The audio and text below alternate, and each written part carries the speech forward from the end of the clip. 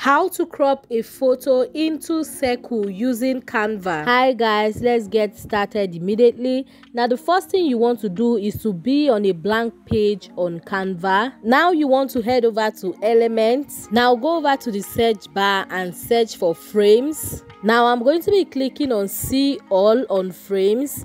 And over here I'm going to select a circle frame. I'm just going to tap on it to add to my page. Now the next thing is to head over to Uploads and tap on Uploads.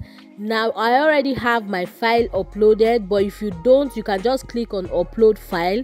So for me, I'm just going ahead to search for what I would like to upload here. Now I'm just going to tap on the photo for it to be added on my page. Now what you want to do next is to drag this photo into the frame that you just downloaded. So just drag it and you would notice that your picture is now cropped into a circle.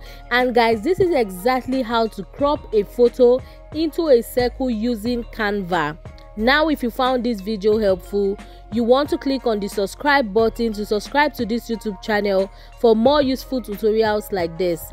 Now I'll see you in my next video. Bye.